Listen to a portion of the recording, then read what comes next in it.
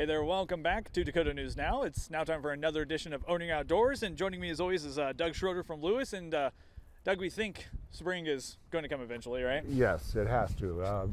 Things are greening up, and yes, we've had some warm days, and then we have a day like this. But we're on a roll, and spring will come, and the year will go. So we kind of want to get a jump start, get it ready for the season. And what's the first thing that we can do?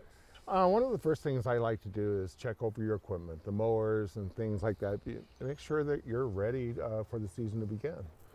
Another thing is your landscape. It's time to cut back those shrubs and get them ready for the season. If you have shrubs that have overgrown and they bloomed or in the summer, it's time to cut them back now. Your lilacs and things that bloom in the spring, do not cut them back now. Wait till they bloom, then do your trimming on them.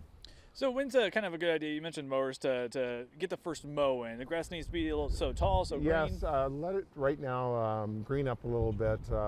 Let it get a little bit of a growth. It is a good time right now to get your first application of fertilizer on your yard.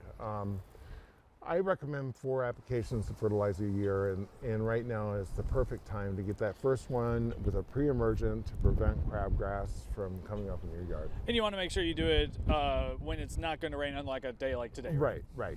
Ideally the day before it rains like this, just to get it washed into the ground. But those are some of the things you can start out with. Another thing is your perennial beds. As you see here, I've cut these back a couple days ago. See how the perennials have already started to emerge? A lot of times with perennials, they are soft, and you can simply just pull them away from the, and you'll expose everything underneath. So just gradually pull all the leaves and debris away, and you'll be ready to go. Basically what you're doing there is removing kind of the old growth, so that way new growth can come in. Right. I always leave the old growth on for the winter time. It does insulate the plant, but now's the time for it to come off. It needs that crown to get some sun for them to start to emerge. Does pulling away the old growth bring in the potential for some weeds to start growing there? Right, it does. And that's why as you pull it away, you see that there is a weed next to here. On a dry day, we'll hit that with a little bit of herbicide and eliminate it right now. One thing I love to do to my landscape is use a preventative herbicide. All you can do is go through and sprinkle this into the rocks, and you won't have weeds all summer long.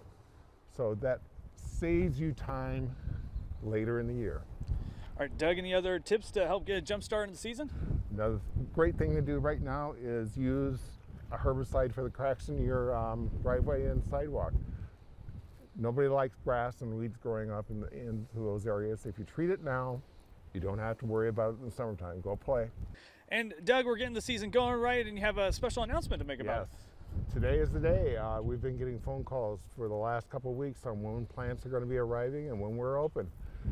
Plants are arriving today. Our greenhouses will fill up, and it's time to go. So people can start planning on maybe what they want to get planted and get going for the season. And just come in and enjoy what we have to see. All right, sounds great. Again, we're going to have all this information online at dakotanewsnow.com right after the show, but make sure you stick